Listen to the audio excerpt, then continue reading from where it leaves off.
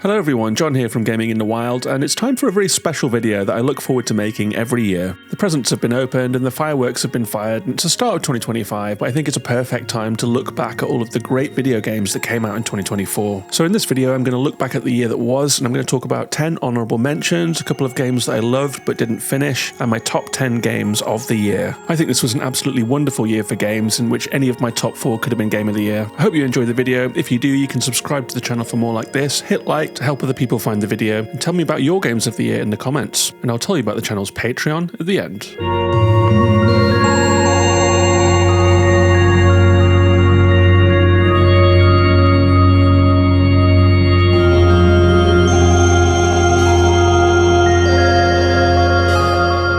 I want to start with some shout-outs for some games that I really enjoyed but didn't quite get to the end of for one reason or another. First up, Dragon Age the Veilguard, a game that wasn't particularly well received and everyone seems to have some kind of problem with, but that I started in December and have put a few hours into, and I'm very impressed by it actually, at least the intro. It has a wonderful intro that's like the climax of a lot of other games. I really felt like it grabbed me by the scruff of the neck and dragged me into the story. I really like the stylized characters, and there's a lot of incredible vistas to look at right from the off. The combat is enjoyable, the RPG elements are in place, so I'm going to play more of this game, and who knows where I'll come down on it ultimately, but at least it gets a shout out here. I also want to shout out Indika, a very strange Russian game where you play as a nun who's having some kind of issues. It's a really interesting art game that has Naughty Dog aesthetics but makes you do pointless activities like carrying buckets of water, has a realistic environment that is broken up by things like strange little spinning pixel Mario coins. There is also a very strong narrator that might be telling you what's happening on the screen or might be like playing to Indika inside of her head.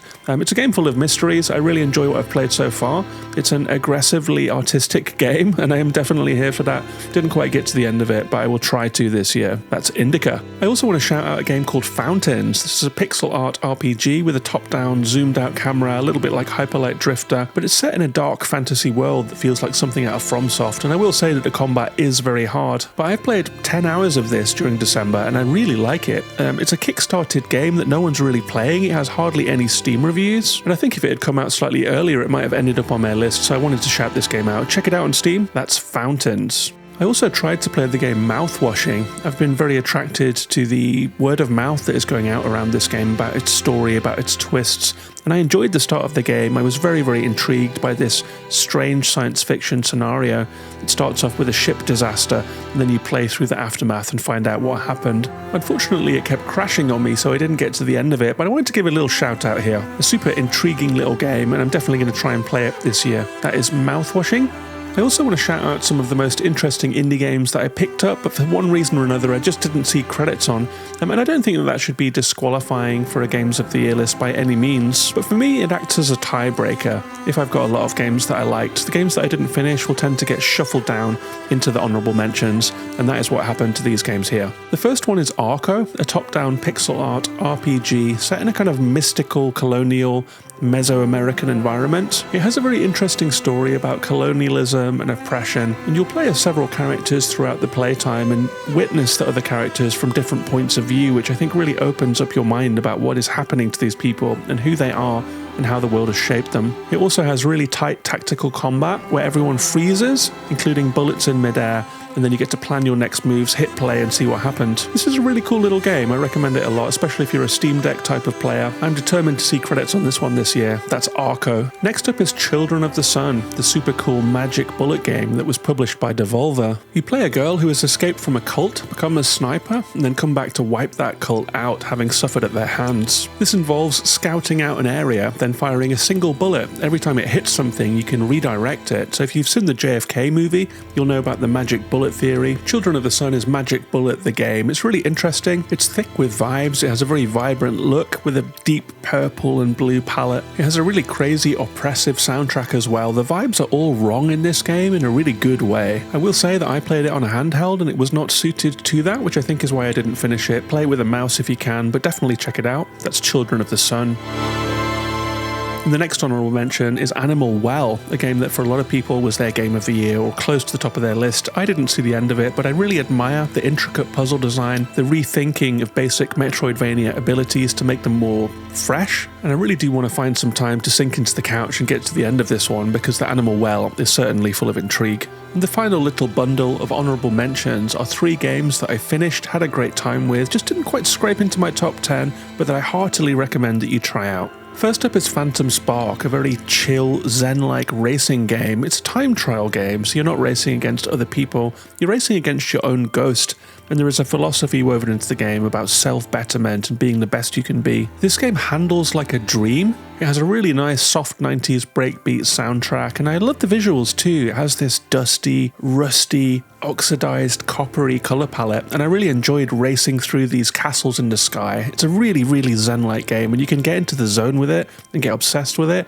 I did. I played every track. This is one of the underrated gems of the year. It's out on Steam and all the consoles, so pick it up. That's Phantom Spark.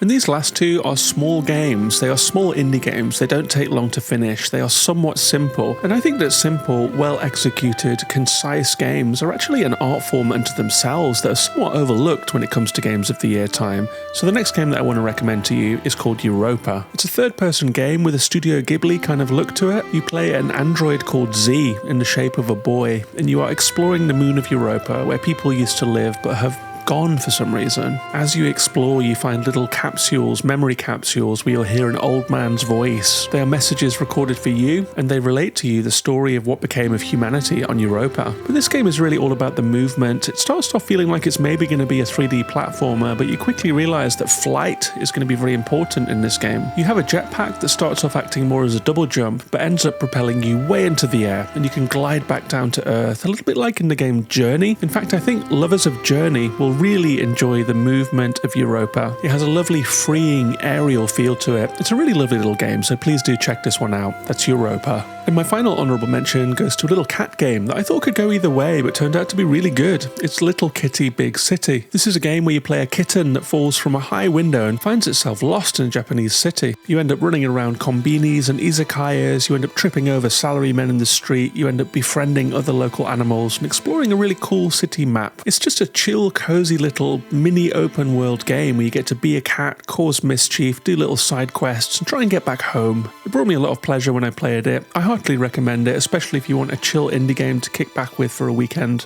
That's Little Kitty Big City. And that brings us to my top 10 games of the year. I like to reserve the 10th spot for a game that I think is a little bit weird, that just slips in. It's a bit of a wild one spot, and there was one game that I played this year that I felt was really quite a wild one, and that is Thank Goodness You're Here.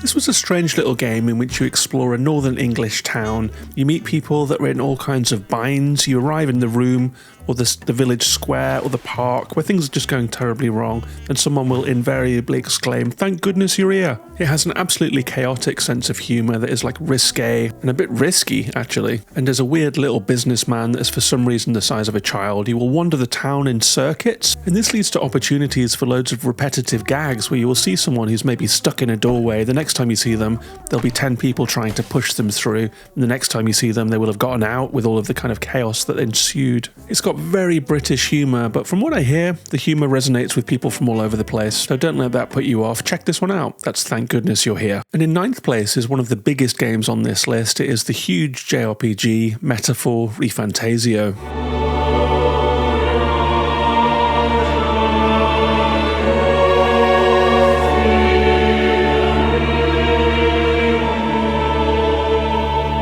This is a game made by the Persona team under the new guise of Studio Zero. It's a quite gorgeous JRPG masterwork that touches on some really big themes like democracy, class, and racism. The first half of this game is a really wild road trip across a fascinating kingdom, and while the story does lose the plot midway through, it has a lot to admire in it. This is a very lovingly made game in which every detail matters, whether it's a loading screen, whether it's the UI. It's one of the only games I can think of where using the UI, being in menus, being in party selection screens, being in inventories, all of it is a pleasure because it is so well designed. My favourite part of this game is when you're touring the kingdom in the first half using a landship that runs across the landscape. You will arrive at a town. Each town has different architecture, different problems, different leaders, different people in the streets who will give you side quests. Arriving in a new town is a really big event in this game. You get to explore and experience something new. The days are divided into different segments and you can choose how you spend them, whether it's with a colleague, and all of your companions and party members have really deep stories of their own that you can explore if you want to, or whether it's heading off to a dungeon to find a bounty or to recover an object. There's loads of different variety in this game, and that's something that I really liked about it. I also like that the day-night system makes you feel like everything you're doing has value. The tactical combat is really cool as well. You have archetypes where you can be a knight or a mage or a brawler or a trickster. You can flick between them at will and carry skills on with you, so you can kind of make a remixed character that has aspects of all of the archetypes. And I really respect that this game has a classical influence. The archetypes are based on Jungian psychology or philosophy. A lot of the enemies are based on surrealistic painting, and it has a kind of a classical feel about the whole thing. I do wish they'd landed the story or maybe explored some of those big themes in more detail, but it still makes it onto my list. That's my number 9 of the year, Metaphor, ReFantazio.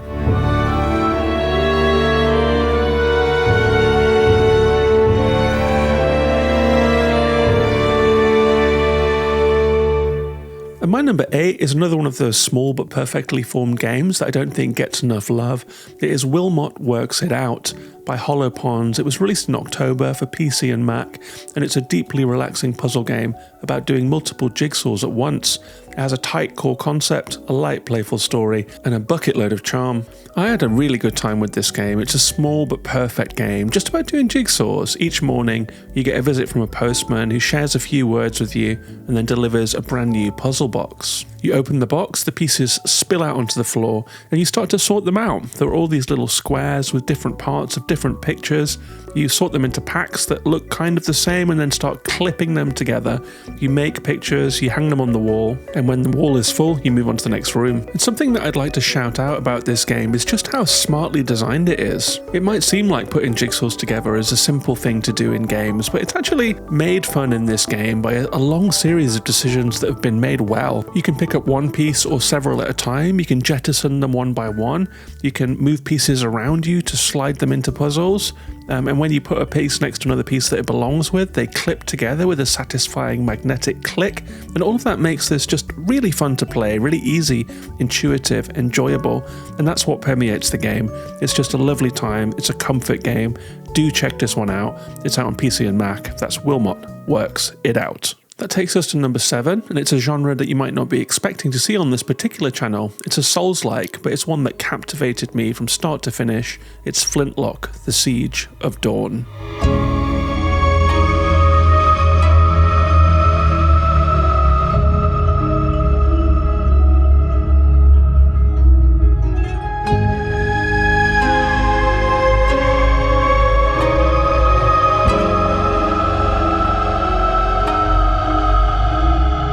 This is a game that came out in July. It was made by A44 Games. It's out on Xbox, including Game Pass. It's also on PS5 and PC. And I described it at the time on my podcast as a modern Souls-like that dispenses with FromSoft's hardcore gamer dogma. It's an engrossing romp across a country ravaged by humanity's long war with the gods. It has snappy movement. It has a triple jump. It has slick combat with an original risk-reward XP system. And all of that complements a well-paced story that made for an emotional, memorable experience. So I think that this is a Souls-like that will appeal to both hardcore fans who are looking for a little jolt of that feeling that they love, and people who eye the Souls-like genre but find it a little obnoxious, obtuse, or a little too hard.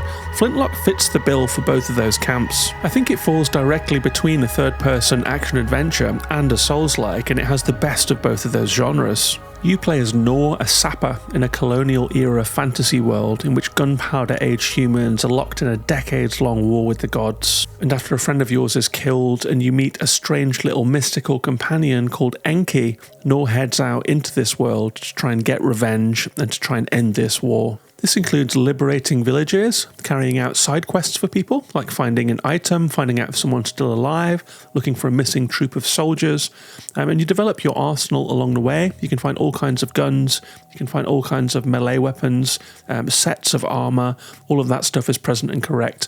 And doing it is fun. This game has a triple jump and an air dash where you kind of leap through the air and can go really far. The level design reflects that, and there are really cool vertical levels where you're flying through spaces, landing on enemies. And all of the time you're using the XP system, which has a risk-reward system where if you don't get hit, the multiplier grows. So you score more and more and more, but the second you get hit, you lose it all. You can bank it anytime you choose, and that adds a really welcome layer to the really tight, enjoyable combat. And while this might sound like sacrilege to From fans, there are difficulty options in this game, so anyone can play it. You can change them anytime. If a boss is kicking your ass, you don't have to grind for 5 hours. You can just knock it down a notch, get past it, move on. I love to see it. And on top of all that, it has a really deep, good story with amazing voice acting for Nor, for Enki, for all of your companions. This is a fantastic game. Don't pass up on it. It's on Game Pass. You can get it on PlayStation 2.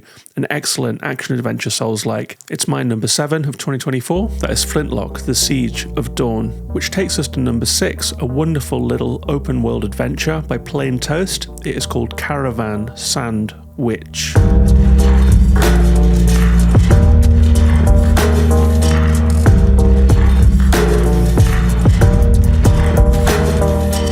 This was a really nice game this year, and I described it at the time as a breezy, carefree, mini open world. The Caravan SandWitch sees us trundle over a post-human desert in a cheerful yellow van. We explore diverse biomes, we unlock new map areas, we meet a colourful cast of characters, and we upgrade our van to open satisfying new ways forward. It's a light, manageable, memorable journey. And this was just a warm bath of a game. I love a small, mellow, Sable-like open world. I love a simple exploration game where you move around a space, taking it in, and I love a 3D Metroidvania where you unlock new skills that allow you to open locked doors and get deeper into the game. On a personal note, I played this one during a house move when all my furniture was in storage and I was in a new apartment with my TV propped up on a bunch of books, and it really helped me through a really difficult period of the year. And that's because it's a calm, lovely, engaging experience. You drive around a small post-industrial waste, exploring giant abandoned factories, bobbling over desert tracks into deep forested valleys, finding secrets, talking to nomad tribes and strange creatures, and powering up your van to be able to hack doors and get into strange facilities that you couldn't before. The crux of the game is finding your missing sister, who is lost in a giant storm that haunts the horizon of the game, and as you play it, you will untangle the mystery of where she went, why the storm is there, and what happened to this world. The only ding on this game is the localization. It's a French language game that's been translated badly into English, which means you can't quite gel with the characters the way you'd like. A lot of the lines don't land, a lot of the jokes don't land, and some of the personalities don't fully come across. That's the only ding on the game. That's why it's number 6 on my list. One of the best indie games of 2024, no question. Check it out on PlayStation, Switch and PC. That is Caravan SandWitch. And that takes us into the top 5. If you watched my Game of the Year video from last year, you will know that my top pick was a controversial one. It was Starfield, the epic sci-fi RPG that had a really rough ride with critics and a lot of gamers too. The discourse was pretty toxic, but those of us who loved it, loved it. And where would my list be this year without another sci-fi RPG that's controversial, that is widely disliked, but that I absolutely love? It wasn't rated by the media, it wasn't rated by gamers, but it was rated by me. So my number 5 of the year is Star Wars Outlaws.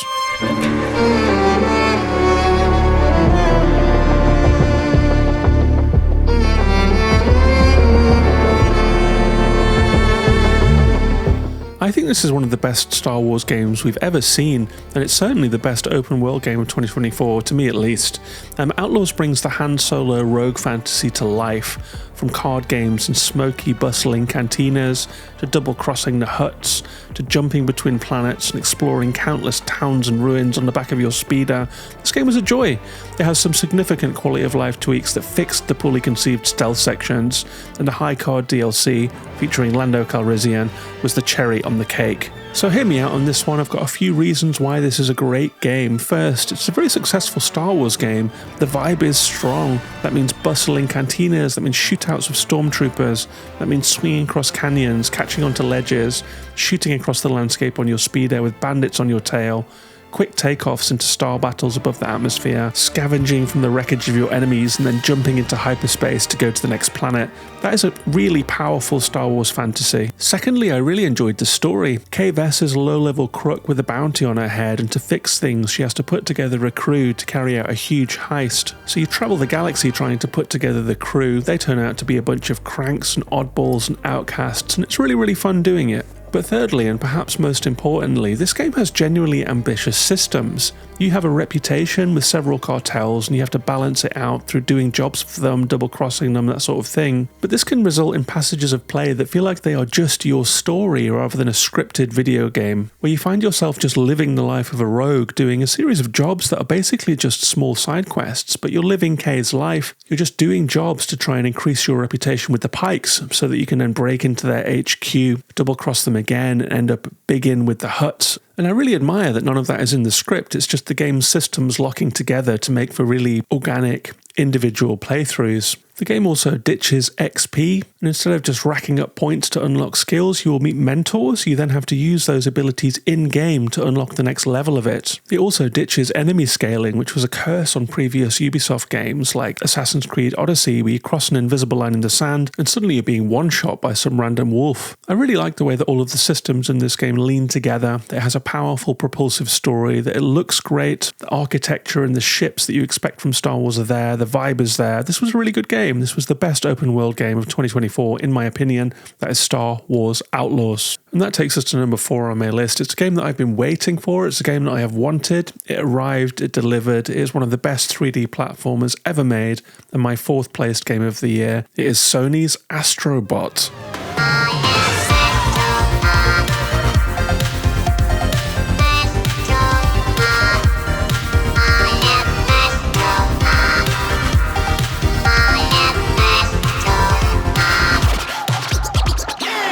Having won the Game of the Year award at the Game Awards, this probably needs no introduction at this point, but it's a game by Team Asobi. It came out in September. It's a PS5 exclusive, of course. And I described this game at the time by saying Astro Bot finally gets a full game all of his own, and it's an absolute banger. A wonderfully crafted, imaginative, joyful experience. It's an all-timer in the 3D platform genre that gives Nintendo's very best a run for their money. And as I said at the top of the video, I think any of these top 4 could have been my Game of the Year in another year. It feels almost silly to have Astro Bot 4th on the list, but there are 3 games that I think are better than this, having thought about it an awful lot. But I genuinely stand by what I said. I do think this is one of the best 3D platformers we've ever seen. In my opinion, it's the first one to give 3D Mario a true run for its money. It's right up there with it. It's neck and neck, because this is a hugely imaginative game, from its level design, which is intricate and varied, to the vast range of abilities you get, which make you play in completely different ways.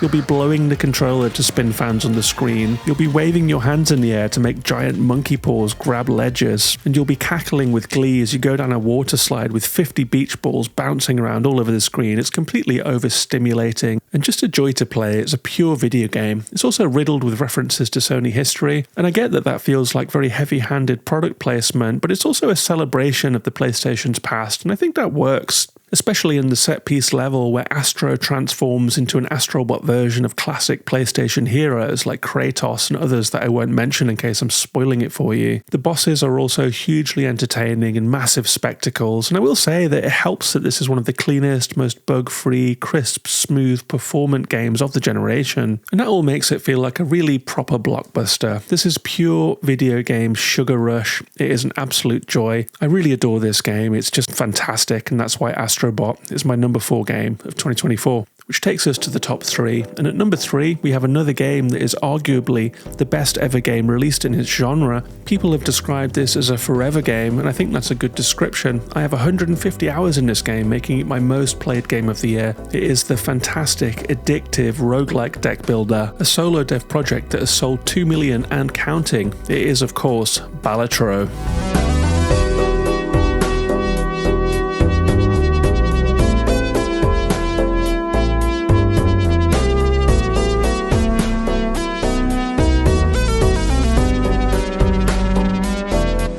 I'm sure that most of you listening have played this game, but it's an ingenious card game based loosely on the roles of poker, except that you can completely pervert those rules and cheat like crazy, break the game in myriad ways, using special jokers, tarot cards, and all kinds of extra cheats. You can end up with a build in this game where queens and diamonds score mega points for you, so you set about destroying the rest of your deck so that you only have a deck full of queens of diamonds. And then on the very next run, it can be a straight of ace to 5 that is your most powerful hand, meaning that you're powering up all of your low cards all of a sudden and trying to get rid of all your faces or turn them into 2s or 3s or 4s to maximize the chance of you pulling your best hand in every single blind. The fact that there are 150 different jokers in this game, all of which interact in different ways, mean that at the start of every run, when you first visit the shop, whatever card that RNG serves you might become the basis of a build that you've never tried before. I genuinely think that no roguelike has got quite as much variety or longevity as this one, and in such a crowded genre space, that is a huge achievement for Balatro.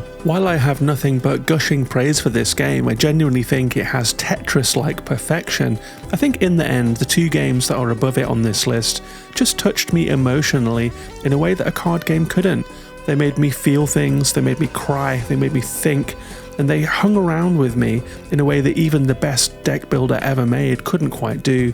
So just by the nature of what it is, this game is confined to the 3rd spot in my 2024 list, but I could not recommend it more. It is an all-timer, it's available on all the consoles, and God help us all, it's also now available on phone, so we can carry it around in our pocket. It is a time sink, it is a masterpiece, it is my 3rd place game of 2024, it is Balatro. And that takes us to number 2. It is a small team indie game that is a psychedelic masterpiece. It's a game that changes the game for Metroidvanias. It's a wild one that advances the idea of art in games and imagination and breaking the mold to make something new. I think this game is inspirational. I think it is inspired. If you haven't played it, then you simply have to. This is a game called Ultros.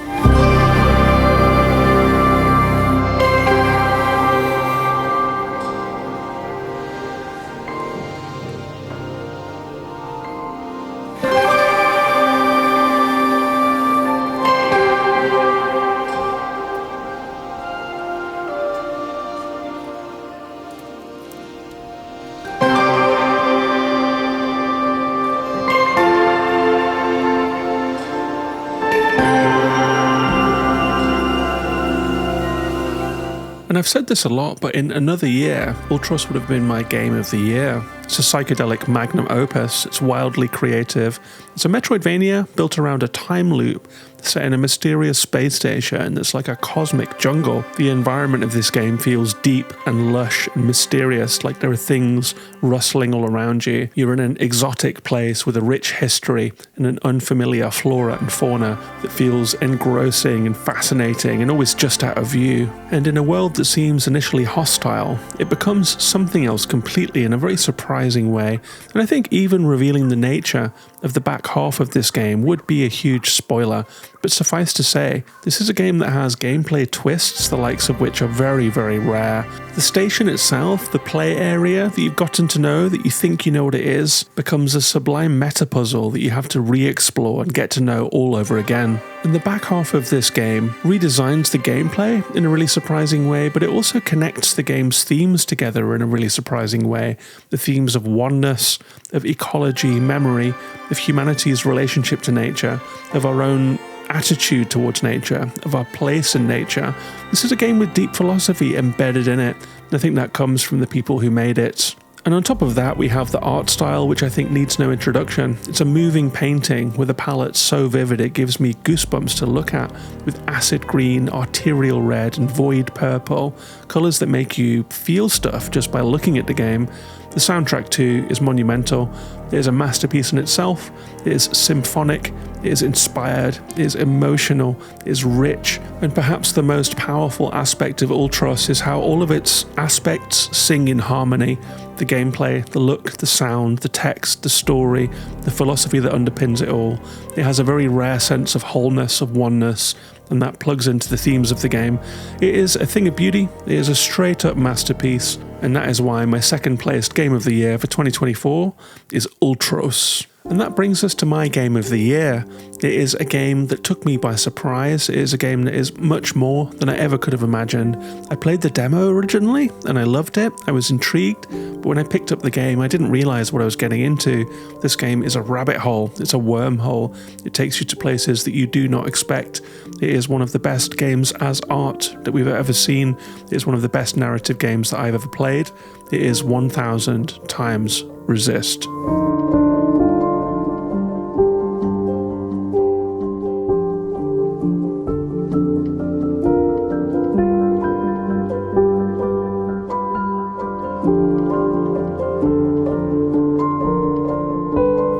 So where to start with this game? I've talked a lot about this game in 2024, and it's impossible to neatly summarize. I feel like every time I talk about it, new things come out. It is a game that is a Russian doll that is just packed with stuff. And that is part of what brings it to the top of my list. It is a story-focused game, but it's about a lot of things. As sci-fi, it's a wild what-if story. The what if is what if a mean teenager became a godlike figure, and every small drama from high school was written into scripture, and that resulted in a society that worshipped and studied all of her bullshit, basically. It's a game set after humanity has been wiped out by a pandemic, and all that is left is an infinitely replicating sisterhood with an unwitting mother figure, Iris, the one girl who was invulnerable to the virus. And that in itself would be quite enough, but there's even more packed inside of it, like unpacking how Iris ended up the way she is, how her upbringing influenced events, influenced the formation of her personality, and how her personality echoes down history. So it's a game that touches on generational trauma, not a topic you're going to find in many video games, but it's about so much more than that as well. And I think that it's a testament to the team that this game manages to fold in art, fashion, history, video game culture, anime, and just a lot of lived experience about immigration, about being an immigrant child, about the pandemic and what that meant for us psychologically. They also bring to bear theatre design and a semi-improvised form of writing that makes everything about the game feel vibrant, intelligent, and alive. And it's just reaching further than most of the video games that we ever play. This game means something. This game has thought in it. This game has love in it. I could talk about this game forever, and I probably will be. This is a new touchstone for what video games as art can do. That is the reason that this channel exists. This game transcends the medium. This game moves forward the medium of video games, and that is why my 2024 game of the year is 1000 times Resist. Love your mother and trust in her teachings. Do your duties and carry out your function for a future far from sin or incineration.